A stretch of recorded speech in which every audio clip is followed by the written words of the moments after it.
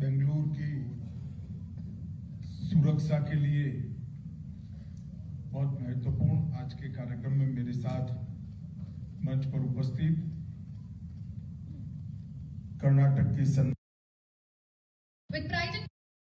Amit Shah G ಅವರಿಗೆ ಅಭಿನಂದನೆ ಸಲ್ಲಿಸಿ ನನ್ನ ಧನ್ಯವಾದ. ನಮ್ಮನ್ನ ಉದ್ದೇಶಿಸಿ ಮಾತನಾಡಿದಂತಹ ಕರ್ನಾಟಕ ರಾಜ್ಯ ಸರ್ಕಾರದ ಜನಪ್ರಿಯ ಮುಖ್ಯಮಂತ್ರಿಗಳಾದಂತಹ ಸನ್ಮಾನ್ಯ ಶ್ರೀ ಬಸವರಾಜ ಬೊಮ್ಮಾಯಿ ಅವರಿಗೆ ಧನ್ಯವಾದಗಳನ್ನು ಅರ್ಪಿಸುತ್ತಾ, Ladies and gentlemen, the time has arrived as you all are waiting to hear from. With pride and privilege, please help me to welcome Honorable Union Minister of Home and Cooperation, Shri Amit Shah ji to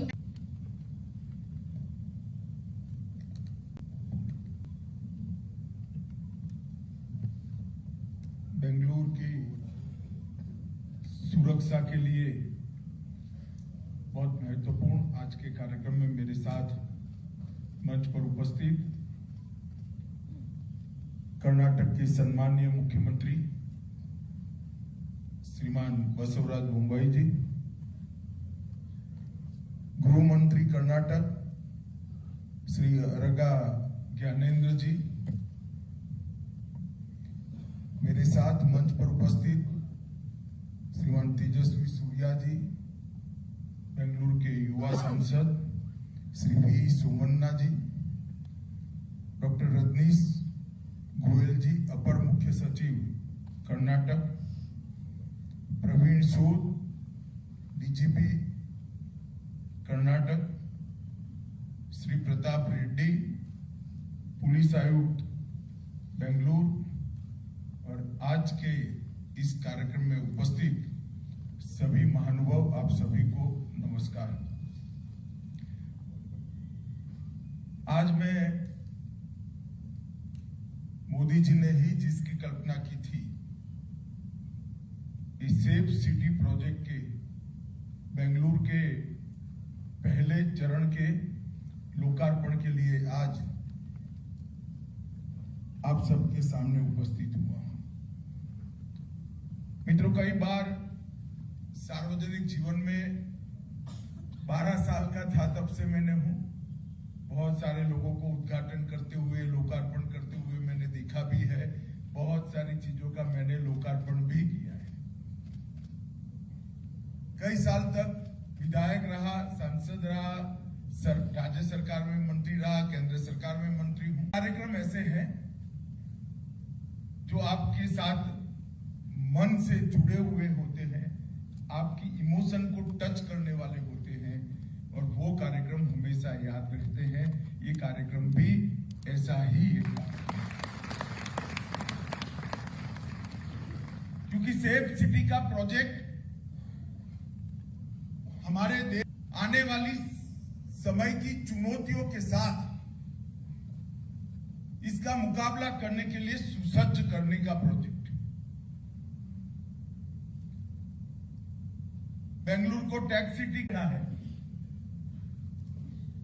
तो उनके पास कोई चारा नहीं है, उनके साथ उत्तम से उत्तम साधन उपलब्ध होने चाहिए, अच्छे से अच्छे एनालिसिस करने वाले सॉफ्टवेयर होने चाहिए, और एक संवेदनशील मैन पावर का फोर्स होना चाहिए। इसके बगैर बेंगलुरु जैसा शहर सेफ नहीं रह सकता है, लोगों की सेवा नहीं कर सकता है। और मुझे लगता है कि बेंगलुरु सिटी पुलिस अपने जन अनुकूल नागरिक केंद्रित दृष्टिकोण को जमीन पर उतारने के लिए और इसके लिए केंद्र सरकार ने 2480 करोड़ रुपया, लगभग 2500 करोड़ रुपया खर्च करने का निर्णय किया है।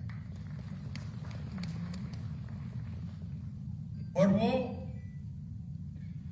8 शहरों में से एक अपना बेंगलुरु भी है। कि प्रथम चरण के लिए 667 करोड़ रुपया खर्च हो चुका है, लगभग 4100 कैमरा लग चुके हैं, कैमरा से लैस 8 ड्रोन भी उपलब्ध हो चुके हैं। 96 व्यूइंग सेंटर के साथ कमांड एंड कंट्रोल सेंटर, 30 सुरक्षा द्वीप तैयार किए गए हैं, जहां पर कोई भी पीड़ित पैनिक बटन दबाते ही कंट्रोल रूम से जुड़ जाएगा, वो उसको देख भी पाएगा, सुन भी पाएगा, असिस्ट भी कर पाएगा और पीसीआर वाहन कुछ ही मिनटों में इसके पास पहुंच जाएगा। इसके साथ साथ 4 मोबाइल फोरेंसिक वाहन भी अब काम कर रही है, जुड़ जाएगी। पूरे बेंगलुरु में 111 स्थानों पर महिला हेल्प डेस्क की व्यवस्था हो जाएगी। इसके साथ ही रानी चेन्नम्मा टीमों की तैनाती की गई है और ये आपके सीपी जो है वो कुछ उधार नहीं रखते। मैं प्रेजेंटेशन देख रहा था, मैंने उनको कहा कि भाई फोर्स तो बना ली मगर ट्रेनिंग का क्या। तुरंत लिंक में गए और शारीरिक ट्रेनिंग भी बता दी और उनको संवेदनशील बनाने की भी ट्रेनिंग का मुझे हिस्सा बता दिया। तो मुझे बहुत आनंद है, क्योंकि कितना भी फिट पुलिस बहन न हो, कितनी भी फिट पुलिस टीम क्यों न हो, मगर संवेदनशीलता नहीं है तो वो लोगों की सेवा कभी नहीं कर सकते हैं, क्योंकि सेवा करने का भाव संवेदनशीलता से ही उत्पन्न होता है। और बेंगलुरु पुलिस ने एक काम भी किया है। 224 4 व्हीलर, 448 2 व्हीलर और ये सारों को इंटीग्रेट कर कमांड सेंटर के साथ जोड़ने का काम आज समाप्त हो चुका है। मैंने उनको पूछा कि भाई तो आप देखते रहेंगे, आगे क्या? तो ढेर सारे एनालिसिस करने वाले सॉफ्टवेयर को भी इसके अंदर जोड़ा गया है। मैंने 2-4 क्वेरियां भी की, सारी क्वेरी को उन्होंने मुझे वहीं पर बता दिया कि किस तरह से फर्जी नंबर प्लेट है तो भी आइडेंटिफाई हो जाएगा, किस तरह से गुनहगार है तो भी आइडेंटिफाई हो जाएगा, और किस तरह से अलग प्रकार का चोरी का व्हीकल है, चोरी किया हुआ व्हीकल है, वो भी आइडेंटिफाई हो जाएगा और उसको पकड़ने की पूरी व्यवस्था है। ढेर सारी सुविधाओं को एक साथ जोड़कर ये integrated command and control station बनाया गया है, सेंटर बनाया गया है। और आज इसके साथ साथ 112 नए होइसला वाहनों को भी जोड़ा गया। और अभी मुख्यमंत्री जी और मैं इसका लोकार्पण भी कर आए और 112 को बहुत अच्छे तरीके से मोदी जी की जो कल्पना है, इसको जमीन पर उतारने वाले राज्यों में से कर्नाटक एक राज्य है। लगभग 31 जिले कमांड केंद्र के साथ 112 के साथ जुड़ गए।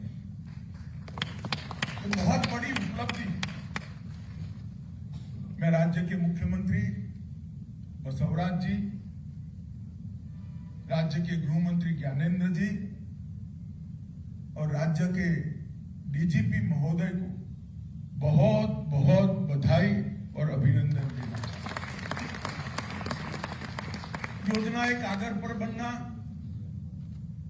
पिसमिल इसका इम्प्लीमेंटेशन होना और कोऑर्डिनेशन के बगैर सारी योजनाएं धुल में मिल जाना हमारे देश में कोई नई बात नहीं है। ऑप्टिमम यूटिलाइजेशन, फंड का ऑप्टिमम यूटिलाइजेशन, एक साथ टुकड़ों में नहीं, होलिस्टिक अप्रोच के साथ इसका इम्प्लीमेंटेशन और उसके रख रखाव की, मेंटेनेंस की एक कर योजना को लॉन्च करना, ये बहुत बड़ी बात है। और आज बेंगलुरु पुलिस ने, कर्नाटक पुलिस ने ये तीनों चीजों को कर सेफ सिटी प्रोजेक्ट को लॉन्च करने का काम किया। मित्रों, मैं यहां आया हूं तब इस देश के सारे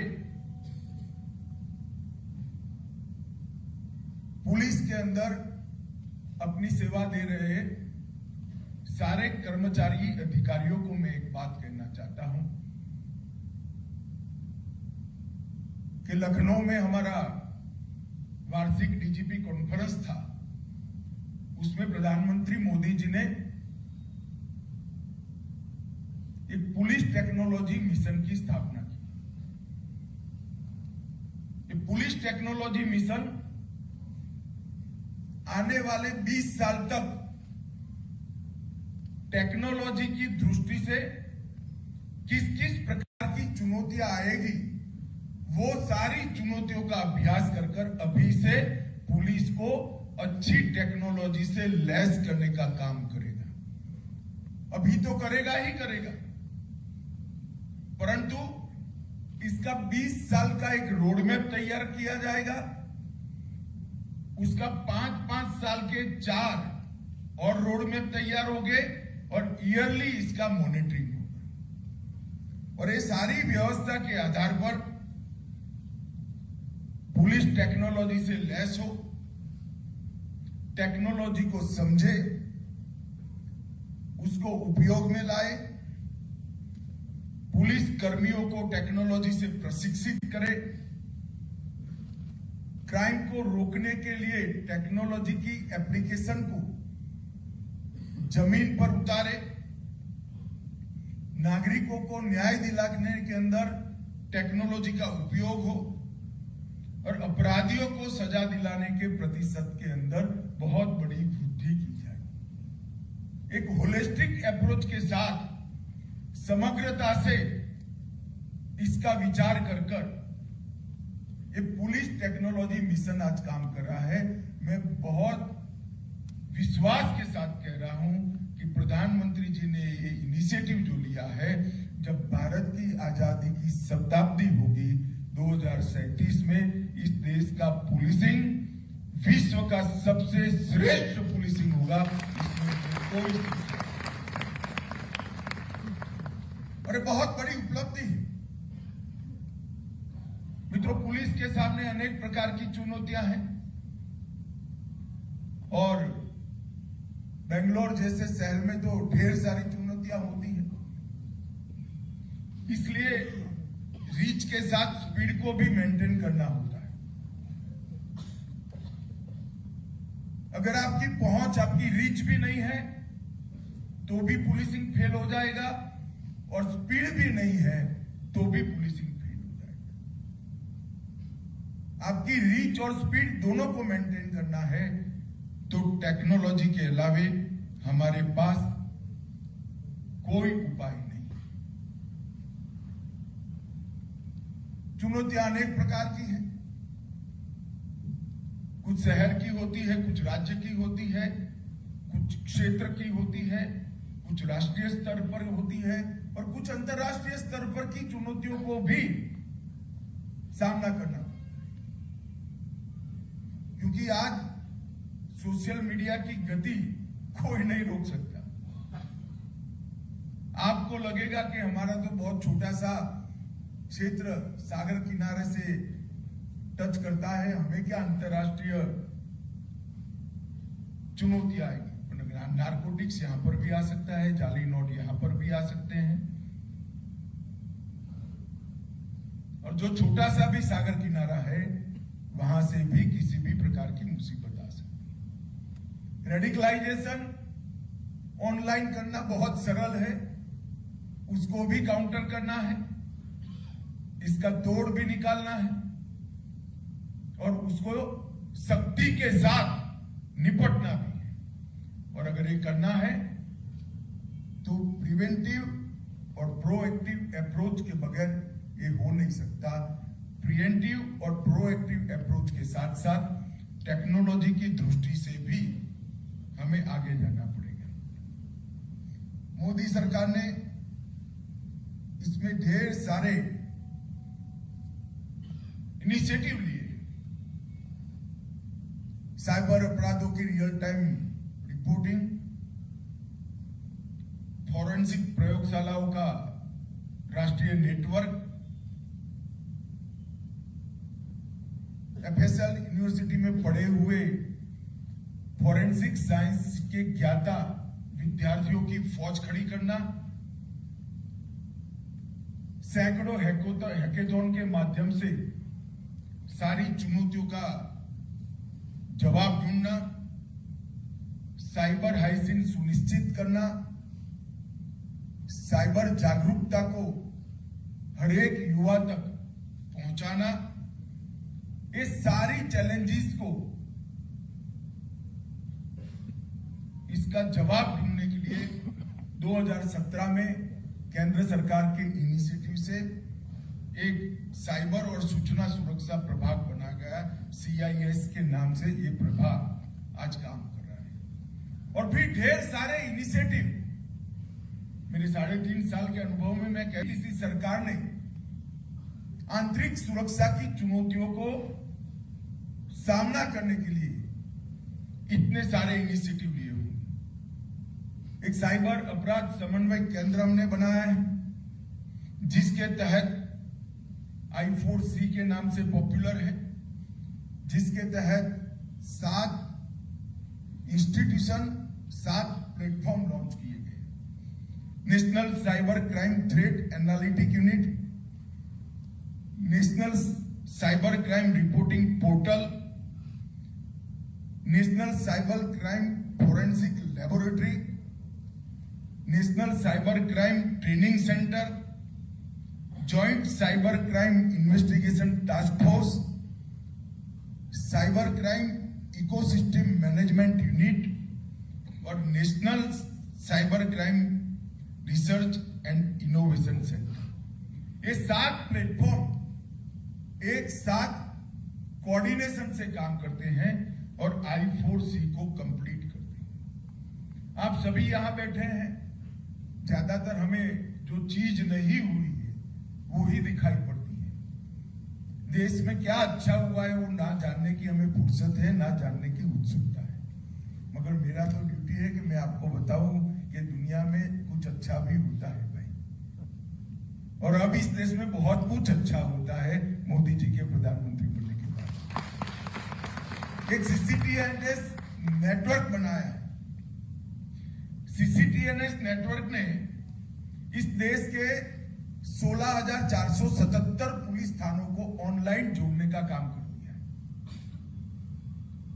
और देश के 99.9% पुलिस स्टेशन आज ऑनलाइन हो गए। जो 0.01% है वो पुलिस स्टेशन है जहां कनेक्टिविटी नहीं। बाकी सारे पुलिस स्टेशनों को कनेक्ट करने का काम आज समाप्त हो गया है। CCTNS डेटाबेस में अब तक 30 करोड़ पुलिस का रिकॉर्ड, 30 करोड़ रिकॉर्ड आज CCTNS पर ऑनलाइन उपलब्ध है। CCTNS का उपयोग कर नागरिक सेवाएं जो दी जाती है उसमें अब तक 12.82 करोड़ कंप्लेंट्स मिले हैं और उसमें से 12.35 करोड़ कंप्लेंट का जवाब और निस्तारण हो चुका है। आप कल्पना कर सकते हैं 12.82 करोड़ कंप्लेंट्स ऑनलाइन आए हैं और उसमें से 12 करोड़ 35 लाख का निस्तारण हो चुका है। आपको होगा कि भी CCTNS बनाने से क्या फायदा?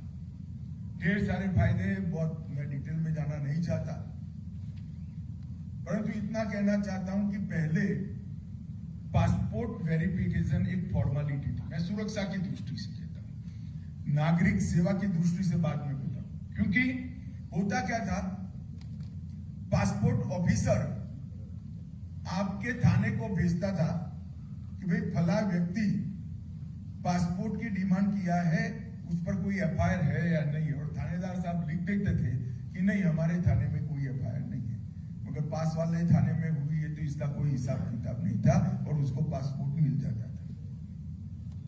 अब मुझे बताइए वेरिफिकेशन का कोई फायदा है? और नागरिक सुविधा की दृष्टि से बताता हूं, आपको पुलिस स्टेशन में जाना पड़ता था, जवाब लिखवाना पड़ता था, हवलदार साहब कहेंगे आज नहीं भाई परसों आओ, आज जरा बड़े साहब आए, हमारा इंस्पेक्शन है, वगैरह वगैरह वगैरह। अब ऑनलाइन आपकी एप्लीकेशन पासपोर्ट ऑफिसर पुलिस थाने में भेजता है।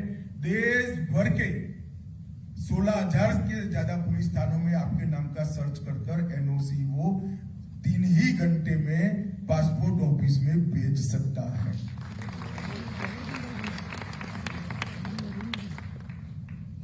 अब आपको अगर कोई गाड़ी खरीदनी है तो सेकेंड हैंड गाड़ी बेचने वाले डीलर के पास गए और चोरी की गाड़ी आपको पकड़ा दी, तो देखिए साहब क्या सामत आती है आपकी। जब पकड़ी जाएगी चोरी तो चोर को पूछेंगे कहां बेची थी, फिर डीलर के पास, डीलर को पूछेंगे कहां बेची थी, तो फिर आपके पास, और आपको कहेंगे चोरी का माल खरीदने का आप पर गुनाह हुआ है। होता है या नहीं होता है? अब नहीं हो सकता, क्योंकि आप चेसिस नंबर ऑनलाइन डाल दीजिए तो आप देख पाओगे कि ये गाड़ी चोरी की है या नहीं है। 2 मिनट में आपको जवाब मिल जाएगा।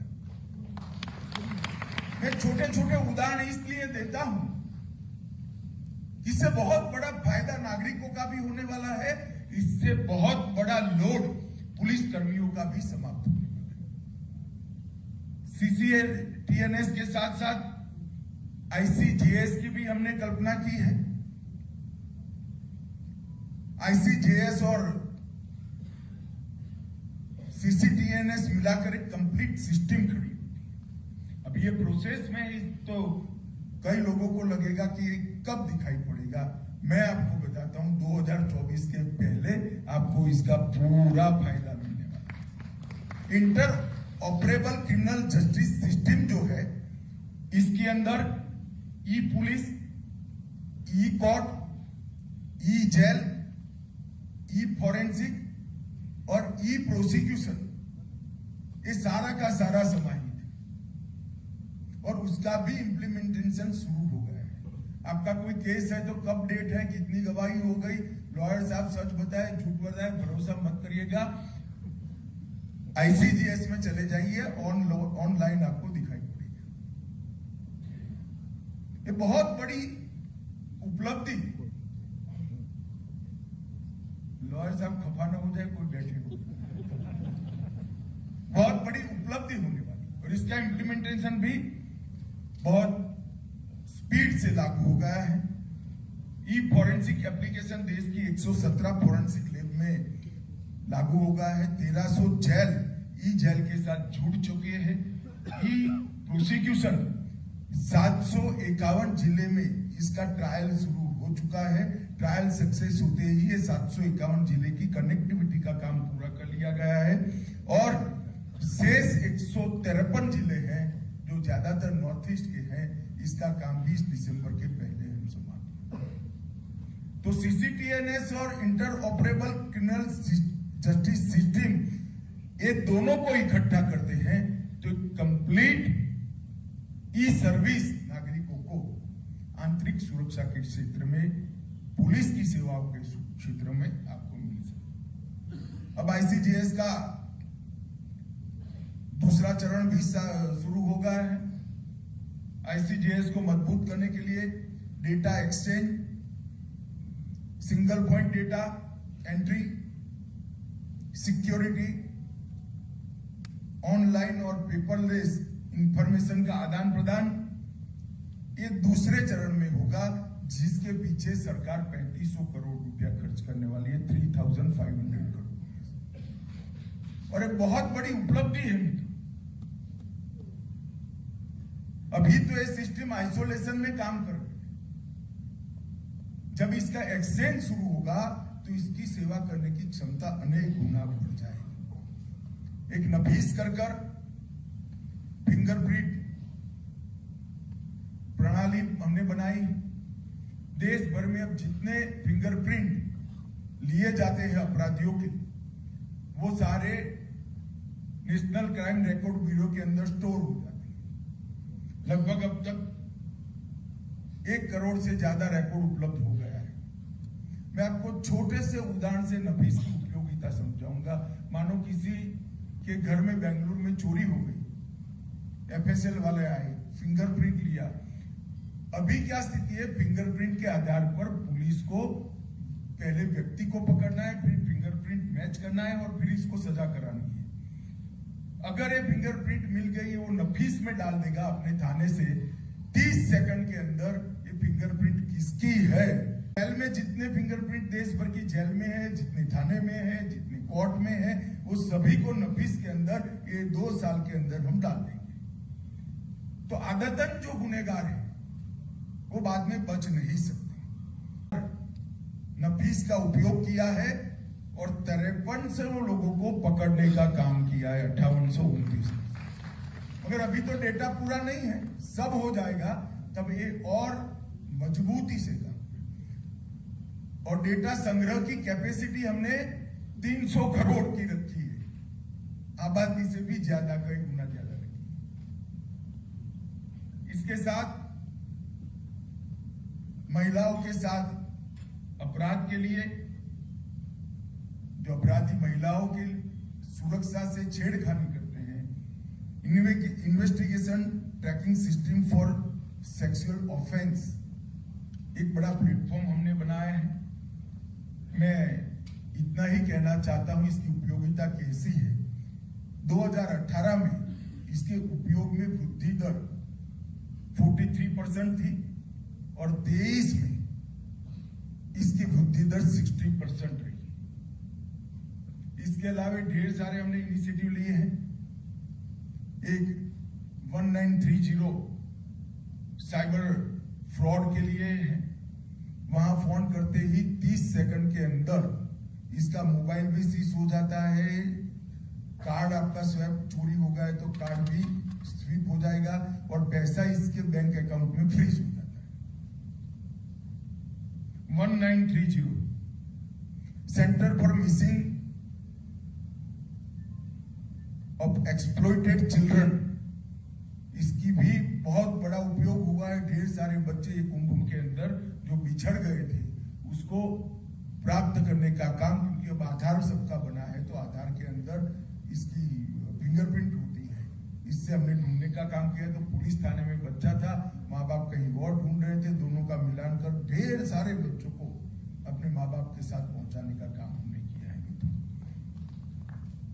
और CFSL हैदराबाद में राष्ट्रीय साइबर फोरेंसिक प्रयोगशाला हमने राष्ट्र को समर्पित कर चुके हैं। साइबर दोस्त बनाया गया है, नेशनल फोरेंसिक साइंस यूनिवर्सिटी बनाया गया है। साइबर हाइजीन को बढ़ावा देने के लिए मंत्रालय और प्रदेशों के द्वारा इम्प्लीमेंटेशन के लिए ईयरली प्रोग्राम हम तैयार कर रहे हैं और ये सारी सुविधाएं 2-3 साल में बनी, मगर इसके शुरुआती परिणाम बहुत अच्छे मिले और ढेर सारे इसका उपयोग भी हुआ है। मैं बहुत ज्यादा आपका समय लेना नहीं चाहता है उपलब्धियों को बताकर, परंतु मैं विश्वास से कह सकता हूं कि ट्रेनिंग का काम भी हम ऑनलाइन कर रहे हैं, फॉरेंसिक को भी ऑनलाइन लाने का काम कर रहे हैं। मित्रों, आज जो शुरुआत सेफ सिटी प्रोजेक्ट की बेंगलोर की हुई है, इसके जब सभी चरण समाप्त हो जाएंगे तो मैं आपको विश्वास दिलाता हूं कि बेंगलोर इस सेफ सिटी सच अर्थ में बनेगा, इसमें कोई शंका आपको नहीं। और ढेर सारे शहरों को सेफ सिटी प्रोजेक्ट के तहत लेकर चरणबद्ध तरीके से पूरे देश की अर्बन पुलिसिंग को एक प्रकार से नया आयाम देने का हमारा काम, हमारी योजना है। और मोदी जी का आग्रह है कि टेक्नोलॉजी का उपयोग संवेदनशीलता के साथ हो। जब सॉफ्टवेयर बने तब गरीब से गरीब व्यक्ति जिसकी कोई रीच नहीं है, ऐसी व्यक्ति को भी वो सॉफ्टवेयर पहुंचना चाहिए।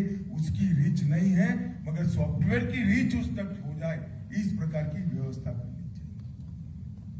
और मोदी जी के दिए हुए मंत्र के आधार पर ही गृह मंत्रालय आगे बढ़ रहा है। मित्रों, आज मैं यहां आया हूं तब प्रधानमंत्री जी ने बेंगलुरु के लिए ढेर सारे काम किए हैं। एनआईए का एक ऑफिस बेंगलुरु में खोला गया। हमारे एमपी साहब पीछे पड़ गए थे, मगर अब खुल गया है। कठोरता के साथ पीएफआई पर बैन लगाया गया है। अब किसी की हिम्मत नहीं है कर्नाटक की शांति के अंदर खलल डाल सके। बेंगलुरु मेट्रो में ढेर सारी प्रगति हुई है, लगभग 56 किलोमीटर तक पहुंच गई है और अगले साल तक 100 किलोमीटर तक पहुंच जाएगी। और अब तक 13,000 करोड़ रुपए इस पर खर्च हो चुका है। बेंगलुरु की उपनगरीय रेल 15,800 करोड़ इसके लिए आवंटित किए गए हैं और ये 40 वर्षों से पेंडिंग प्रोजेक्ट जो सरदार मनमोहन सिंह के वक्त यहां से भेजा गया था, मोदी जी ने इसको 40 महीने में पूरा करने का वादा बेंगलुरु के लोगों से किया है। आप समझिए स्पीड और स्केल क्या है। 10 लेन बेंगलुरु मैसूर एक्सप्रेसवे लगभग 8,000 करोड़ की लागत आएगी। 17,000 करोड़ की लागत से 4 लेन और 6 लेन जैसा ट्रैफिक जहां इस प्रकार का बनाया है। बेंगलुरु चेन्नई एक्सप्रेसवे 31,000 करोड़ की लागत से Bengaluru Hyderabad expressway, Bengaluru Chennai Mysore high speed rail corridor और 2,000 करोड़ की लागत से बेंगलुरु उत्तर ग्रामीण और मांड्या में नेशनल हाईवे 275 NH का निर्माण। इसके साथ साथ जो फायदा बेंगलुरु को अलग अलग नीतियों का हुआ है वो भी मैं जरूर बताना चाहूंगा। 100 से अधिक यूनिकॉर्न स्टार्टअप हमारे पास है, इसमें से 40 अकेले बेंगलुरु में। आप कल्पना कर सकते हैं $1 अरब से ज्यादा ये 40 स्टार्टअप की संपत्ति। अगर मोदी जी ने स्टार्टअप को बढ़ावा देने के लिए स्टार्टअप इंडिया पॉलिसी न लाए होते तो बच्चे करते अपने तरीके से, मगर शायद इतनी स्पीड से न बढ़ पाते।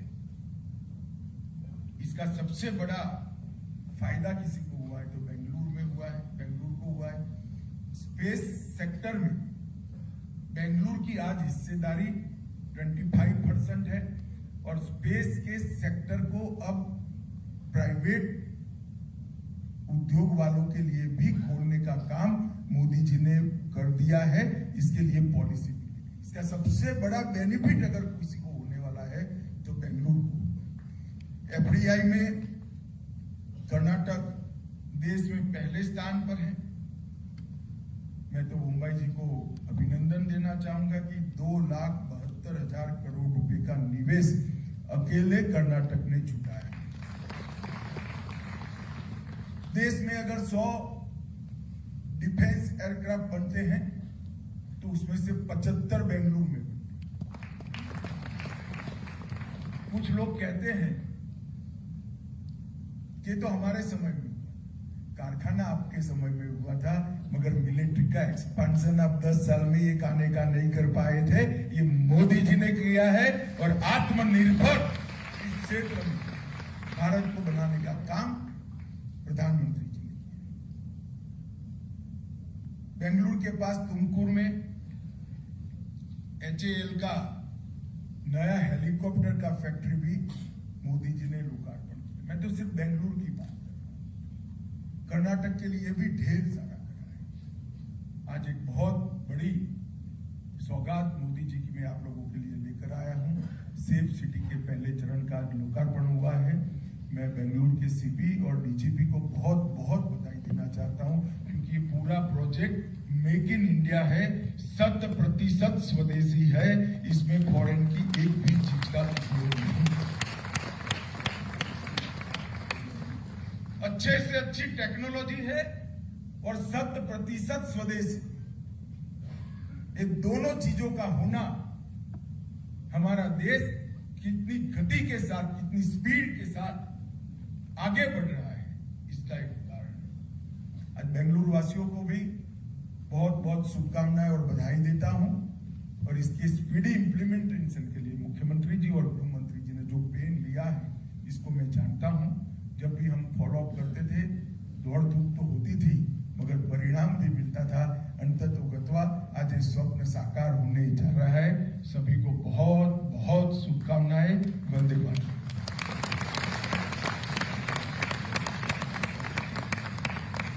On behalf of Government of Karnataka, Bengaluru City Police, our sincere thanks and gratitude to Honorable